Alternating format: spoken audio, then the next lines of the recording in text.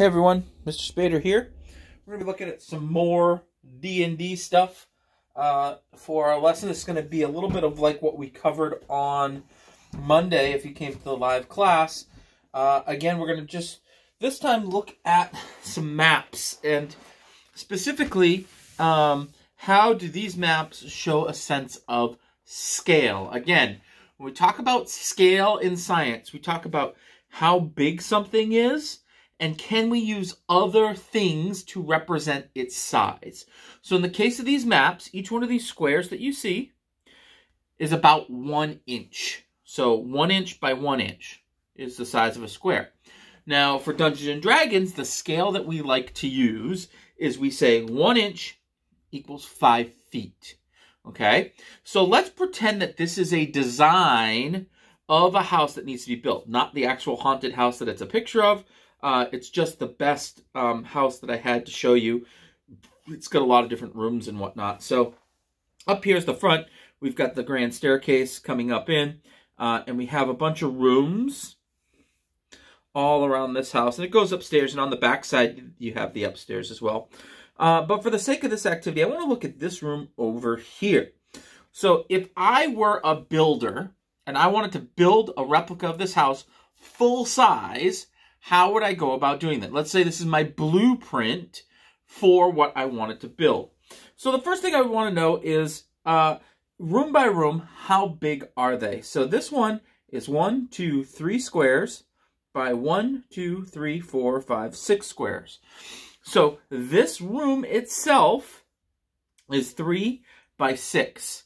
So that tells me that the space inside this room is, if we are using the scale, 15 feet, right? Because 3 times 5 is 15 by 30 feet. Because 5 times 6 is 30.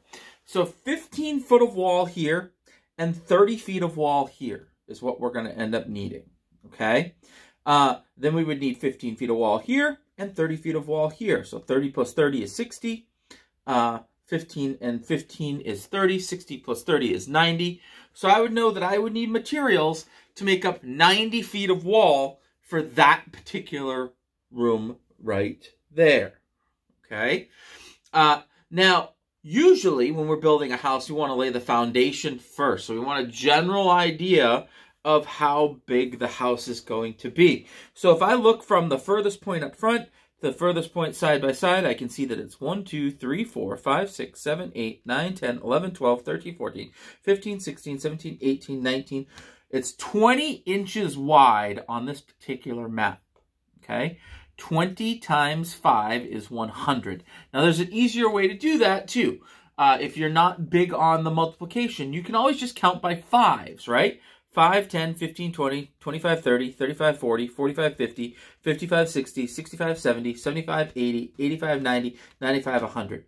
So I know that this house is going to be about 100 feet wide when we build it in real life. Now, if I want to go from the front here, we won't count the stairs because those are outside. We go 1, 2, 3, 4, 5, 6, 7, 8, 9, 10, 11, 12, 13, 14, 15, 16, 17. So 17 times 5 is... Can't do it off the top of your head. 5, 10, 15, 20, 25, 30, 35, 40, 45, 50, 55, 60, 65, 70, 75, 80, 85. So we know that the house is going to be 85 feet long. So what do? We pour the foundation. And of course, we do get more specific with these corners that are kind of rounded off and the back side of the house that's rounded off as well. But in general, we know that this foundation is going to be about 85 feet by 100 feet of cement. So that's why we use scale. When I ask you guys to do a design, I ask you to draw it on a piece of paper and label how long things are actually going to be. I don't ask you to do a scale drawing usually. But for this next activity, if you guys choose to do it, a scale model, you have to have what is the small size compared to the big size. Very, very easy if you have a model kit or Lego or something like that. Not so easy if you're trying to build things out of straws and dinnerware and things like that. So If you're using a box that you're cutting up and taping, just make sure that your measurements are accurate. Let's look at another example. Because we don't always just build houses. That's not the only thing that we do. Sometimes we have some ships that we can build in Dungeons & Dragons. This is one of my favorite maps ever because we have 4 different ships. They're all varying sizes, but they're about the same.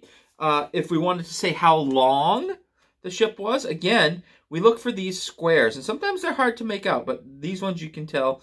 1, 2, 3, 4, 5, 6, 7, 8, 9, 10, 11, 12, 13, 14, 15, 16, 17, 18, 19, 20, 21. The tip goes into 22. So 22 inches long. Now, if we're saying 1 inch equals 5 feet, what does that mean? 5, 10, 15, 20, 25, 30, 35, 40, 45, 50, 55, 60, 65, 70, 75, 80, 85, 90, 95, 100, 105, 110 feet long is this ship, okay? Which is about a fair-sized ship. Now, if we changed our scale, instead of saying 1 inch equals 5 feet, what if we said 1 inch equals 10 feet? Every one of these squares is 10 feet. Then we end up with something that is much, much larger when we build it for real. And the way that we figure that out is we count by tens. 10, 20, 30, 40, 50, 60, 70, 80, 90, 100, 110, 120, 130, 140, 150, 160, 170, 180, 190, 200, 210, 220 feet. So we double, if we double the scale, 1 inch equals 10 feet, we double the length of the ship as well. So it's not just 110 feet anymore. Now it becomes 220 feet. And we can do the same thing with the width, right? Let's see, 5, 10, 15, 20, 25, 30. It's about 30 feet wide at its widest part. If we double that and said that every square was 10 feet instead of 5 feet, it would be 60 feet wide. All right? So those are some things to think about when we're looking at a blueprint, a scale blueprint. Now, not all blueprints are to scale. Some blueprints are going to tell you how long your ship actually is. It might actually say 110 feet. If you're building a house, it might actually say the walls are 8 feet here and 15 feet there. But if you have grid paper and you're actually trying to make a replica of something that already exists, using this type of scale can help. And of course, we can always get bigger and badder. This is a giant warship. You notice we've got some ballista all over the place. 2 in the back, 2 in the front. This is a pretty brutal ship. I've had some bad guys use this ship to take out some good guys in the past. These holes right here are really masts that stick up in the air. And same idea as before, where we want to say that every square is 5 feet. So if we start at the back and count to the front, we go 1, 2, 3, 4, 5, 6, 7, 8, 9, 10, 11, 12, 13, 14, 15, 16, 17, 18, 19, 20, 21, 22, 23, 24, 25, 26, 27, 28, 29 squares long. So we can do 29 times 5, or just quickly count by 5s. 5, 10, 15, 20, 25, 30, 35, 40, 45, 50, 55, 60, 65, 70, 75, 80, 85, 90, 95, 100, 105, 110. We're already at this point at the length of the other ships, right? 105, 115, 120, 125, 130, 135, 140, 145 feet long is this ship. So it's 35 feet longer than the littler ships that we were looking at, okay? Now, if you remember, these were also only 30 feet wide at its widest point. This looks much wider than that. 1, 2, 3, 4, 5, 6, 7, 8, 9, 10, 11, 12, 13, 14, 15, 16 inches long. So again, we can multiply that by 5 and come up with 80 feet. Or we can go 5, 10, 15, 20, 25, 30, 35, 40, 45, 50, 55, 60, 65, 70, 75, 80. Okay? So this thing is much, much, much longer and more than double the width of some of the smaller ships that we were looking at.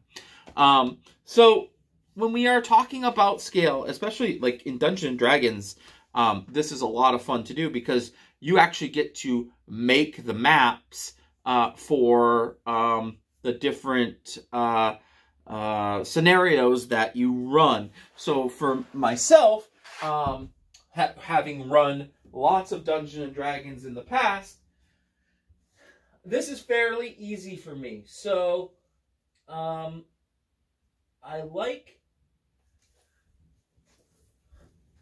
being able to look at a map very quickly and having an idea of what I'm looking at. So this is going to be a little bit further away from you. Actually, I'll take the phone off and get you guys a closer up image of it. But this is part of a D&D module where you fight a lot of giants. Now, giants have a tendency to be pretty big. So because of that, this is the city of Nightstone. And this is a map just in the book. But you notice that the map up here has our scale.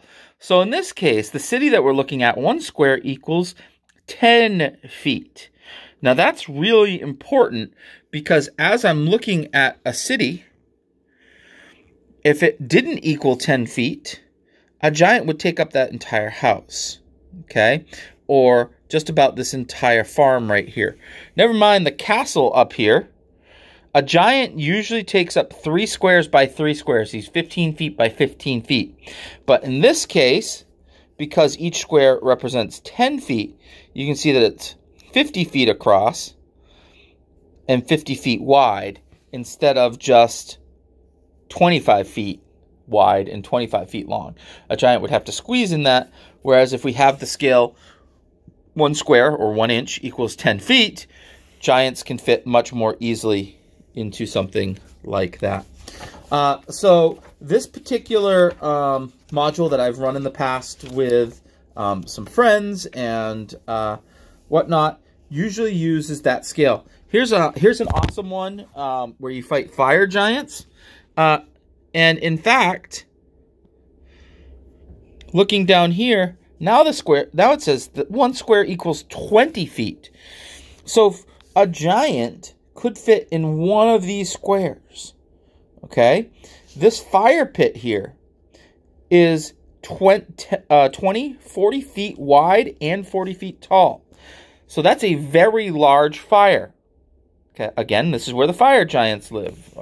Actually, no, I think this is actually where the giant spirits live.